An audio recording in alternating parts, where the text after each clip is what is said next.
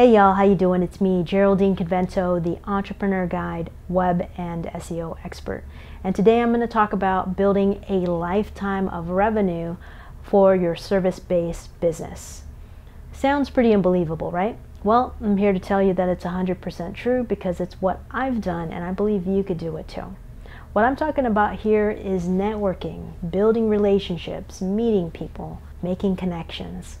And I know that probably doesn't sound appealing to you at all.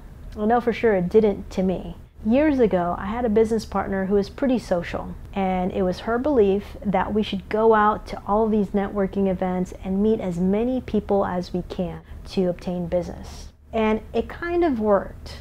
But what I discovered later on was that a lot of these relationships that we built at the time actually brought business years later. In fact, it's been about 15 years that I've been in business, and many of the people who refer us business today are people that I've met 5 or 10 years ago.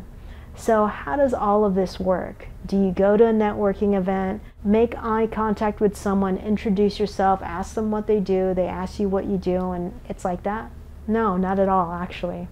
After several years of practice, what I discovered is that what people really want is to find other people that they can relate to. People that they find to be cool, maybe other people who feel as awkward as they do at these events, and really people that they can trust.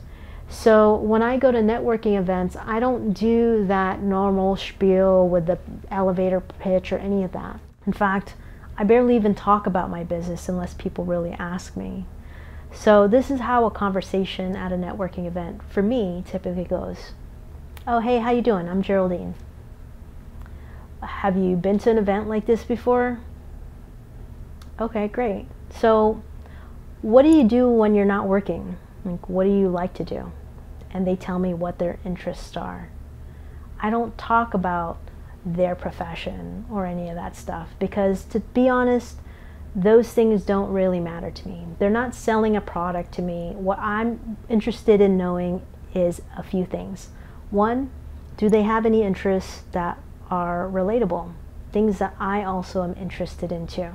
Because if they do, then we have something that we can talk about. Maybe even continue our colleague relationship based off of.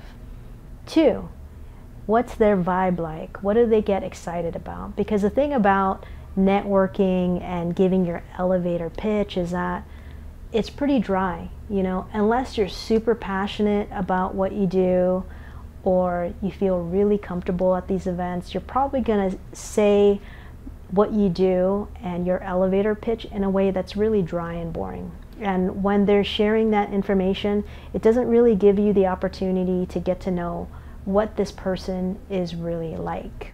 It gives the opportunity for you to see how you can support them in meeting other people who are interested in the things that they're interested in. After a while of talking to them about their interests, you've identified a few things. One, do they seem like someone you'd want to hang out with or talk to again? Or two, should you move on and speak to someone else? Once you've established whether or not you and this person have relatability and similar interests, then that's when you can shift the conversation. So let's say there isn't anything that you and this person relate to.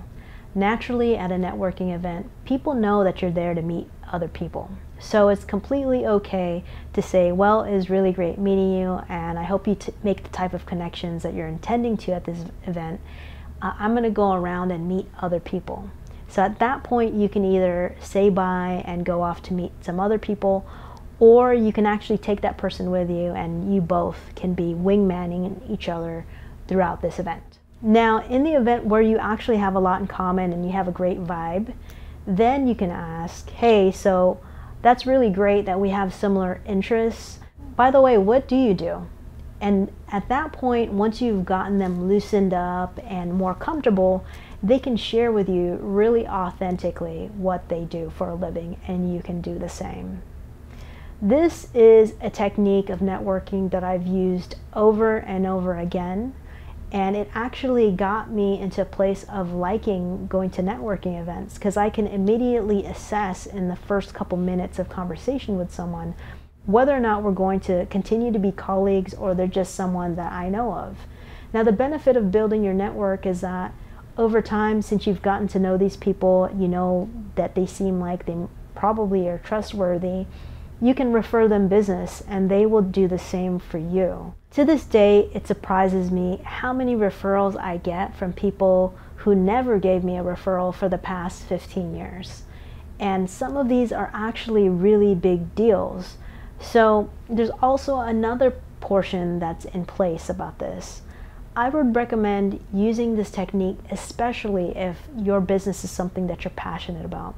One of the things that's really worked out in my favor in terms of receiving referrals today from people that I've met years ago is that I'm still pretty much in the same business. In fact, my business has evolved beyond what I've used to do before. So the fact that people know that I work in marketing, I do websites and things like that, has really worked to my benefit because it's something that I've grown a team around. So that's the other thing about building a lifetime of revenue, is that once you know that you're really set on the type of business that you're running, building a network is really critical to be able to exist beyond your own personal network. Now, some of these people that I've met and have given me referrals, they're even people that I met from other people I met at networking events. Maybe I made a really great connection with someone at a networking event and they out of nowhere introduced me and told them by email what I did, and then years later I get referrals from that third party connection. So I guess what I'm trying to say here is not to underestimate the power of building relationships, referring people business, and connecting people together and having them connect you with people, because these are things that surprisingly will bring you a lot of business years down the line, just like it has for me. So in closing, the things that have really worked for me is utilizing this technique of meeting people. I still use it to this day, and quite honestly, I don't network as much as I used to.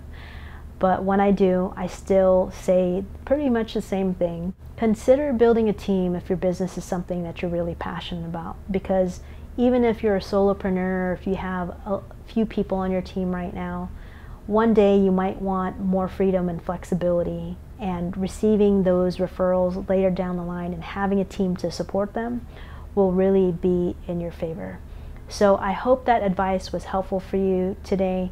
Please leave a comment down below, click the link in my bio, and remember to subscribe, follow, do all that wherever you're watching this.